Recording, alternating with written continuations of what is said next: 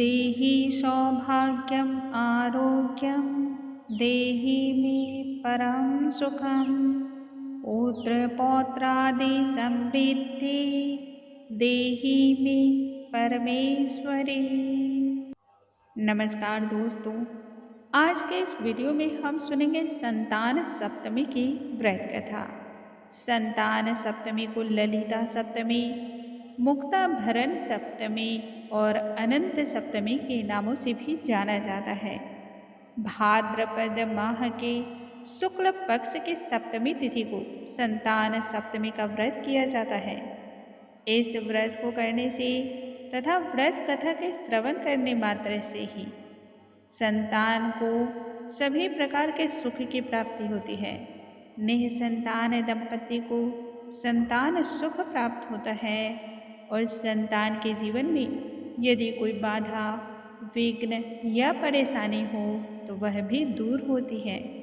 संतान सप्तमी के दिन भगवान शिव, माँ पार्वती की एक साथ पूजा अर्चना करनी चाहिए तथा इस व्रत कथा का श्रवण करना चाहिए। ऐसा करने से समस्त सांसारिक क्लेश और दुख दूर होकर के सभी प्रकार के सुख प्राप्त होते हैं। व्यक्ति इस जीवन में सभी प्रकार के सुखों को भोगते हुए अंत में भगवान शिव के धाम को प्राप्त होता है। आइए संतान सप्तमी की व्रत कथा का हम श्रवण करते हैं। भोलेनाथ, माँ पार्वती का हम ध्यान करते हैं और फिर कथा का आरंभ करते हैं। ओम उमा महेश्वराय नमः। ओम पार्वती पतये नमः। एक बार की बात है, युधिष्ठिर भगवान श्री कृष्ण से बोले, हे प्रभु, हे मुरारी, ऐसा कोई व्रत उपवास बतलाइए जिसको करने से माताओं को संतान से संबंधित सभी प्रकार के सुख की प्राप्ति हो और बालक दीर्घायु को प्राप्त हो। तब भगवान श्री कृष्ण बोले, हे राजन, तुमने बड़ा ही उत्तम प्रश्न किया है जो कि लोक कल्याण हेतु अत्यंत ही मंगलदायक और कल्याणकारी है। इस संदर्भ में मैं तुम्हें एक पौराणिक कथा सुनाता हूँ, इसे ध्यानपूर्वक श्रवण करो। एक समय की बात है, लोमेश ऋषि व्रजराज की मथुरापुरी में गए। वहाँ वसुदेव और देवकी के घर गए। ऋषि राज को देख करके दोनों बहुत ही प्रसन्न हुए तथा उन्हें उचित आसन पर बैठा करके उनका खूब मान और सम्मान किया। विभिन्न प्रकार से उनकी वंदना की, फिर उनका सत्कार किया। मुनि के चरणोदक से अपने घर और शरीर आत्मा को पवित्र किया। मुनि इससे बहुत अधिक प्रसन्न हो गए।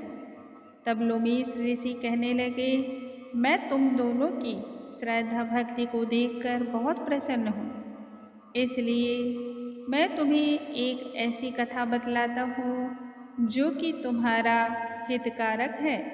लोमेश ऋषि कहते हैं, हे देवकी, दुष्ट दुराचारी पापी कंस ने तुम्हारे कई पुत्रों को मार डाला है, जिस कारण तुम्हारा मन अत्यंत ही दुखी और पीड़ा से भरा हुआ है।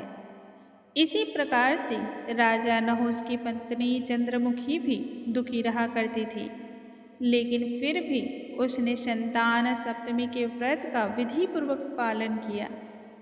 तब देवकी कहने लगी लोमेश ऋषि से, हे मुनिवर, कृपया करके रानी चंद्रमुखी ने इस उत्तम व्रत को क्यों किया तथा इससे कौन सी फल की प्राप्ति होती है, वह विस्तार पूर्वक मुझे बतलाइए, जिससे मैं भी इस दुख से मुक्ति पाऊं। लोमेश ऋषि कहने लगे, हे देवकी, अयोध्या में एक राजा रहा करते थे जिनका नाम नाहुस था। उनकी पत्नी चंद्रमुखी नाम के अनुरूप ही अत्यंत ही सुंदर, रूपवान और गुणवती थी। उसकी ही नगरी में विष्णुगुप्त नामक एक अन्य ब्राह्मण रहता था। उसकी पत्नी का नाम भद्रमुखी था। नाम भी बहुत सुंदर और उसकी पत्नी का गुण भी उतना ही सुंदर। रानी और ब्राह्मणी में परस्पर प्रेम भाव अत्यंत ही गहरा था। एक दिन की बात है, रानी और ब्राह्मणी दोनों ने तय किया कि सरयू नदी में स्नान किया जाए। इसी कारण दोनों सरयू नदी में स्नान करने के लिए उस तट पर पहुंच गई। वहां उन्होंने देखा बहुत सारी महिलाएं सरयू नदी में स्नान करके साफ स्वच्छ निर्मल वस्त्र को धारण करके वहीं पर एक मंडप के नीचे बैठ करके शंकर और पार्वती की पूजा कर रही थी। उन दोनों ने उत्सुकता में आकर के उन महिलाओं से पूछा, आप लोग यहाँ पर क्या कर रहे हैं तथा यहाँ पर किन देवी देवताओं की आराधना कर रहे हैं? ऐसा करने से कौन से फल की प्राप्ति होती है? इस पर महिलाओं ने बताया, हम सभी संतान सप्तमी के व्रत को कर रहे हैं और इस व्रत को करने से संतान से जुड़ी हुई सभी प्रकार की समस्या दूर होती है। इतना सुनकर के रानी और ब्राह्मणी ने मन ही मन सप्तमी के इस व्रत को करने का संकल्प ले लिया। फिर वापस घर चली आई। ब्राह्मणी नियम पूर्वक संतान सप्तमी के व्रत को करती रही, परंतु रानी कभी व्रत को करती और कभी ना करती। कुछ समय के बाद दोनों ही मृत्यु को प्राप्त हुई और दूसरे जन्म को प्राप्त दोनों हुई।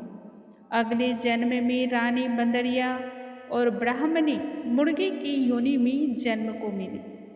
ब्राह्मणी मुर्गी योनि में भगवान शंकर और पार्वती के व्रत को उसी प्रकार से करती रही जैसे पूर्व जन्म में वह कर रही थी, परंतु रानी सब कुछ भूल बैठी और उसने ना तो व्रत ही किया ना ही इस बारे में विचार ही किया।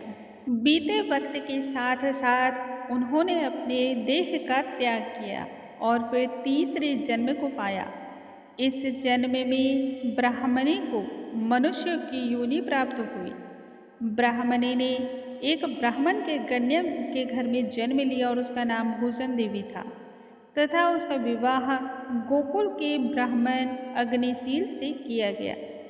भूषण देवी इतनी सुंदर थी कि बिना कोई भूषण पहने भी इतनी सुंदर लगती थी कि कामदेव की पत्नी रति भी उसके आगे फीकी पड़ जा रही थी। भूषण देवी के 8 सुयोग्य पराक्रम और बलशाली पुत्र पैदा हुए। यह सब भगवान शिव के व्रत संतान सप्तमी का ही पुण्य प्रताप था। दूसरी ओर भगवान शिव की पूजा से विमुख रानी के कोई संतान प्राप्त नहीं हुआ। वह निःसंतान रानी दुखी रहने लगी, परंतु ब्राह्मणी और रानी में पूर्ववत प्यार अब भी बना रहा।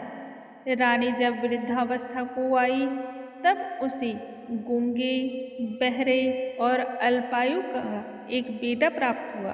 कुछ समय के बाद वह बेटा भी इस संसार को छोड़ करके चला गया, अर्थात कि वह भी मृत्यु को प्राप्त हो गया।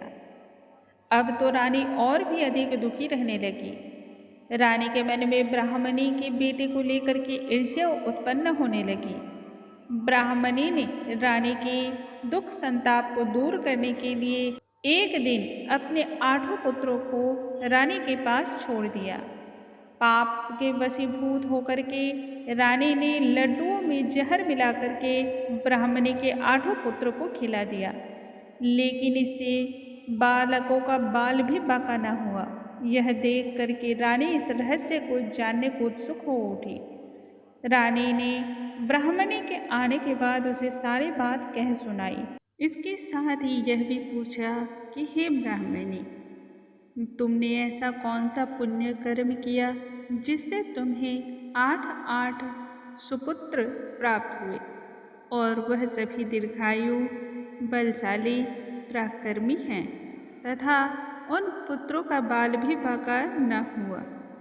इस पर ब्राह्मणी कहने लगी, हे रानी सुनो, तुमको मैं 3 जन्मों का हाल कह सुनाती हूँ। इसके बाद ब्राह्मणी ने रानी को चंद्रमुखी और भद्रमुखी से लेकर बंदरिया, मुर्गी तक होने की सभी बात कह सुनाई।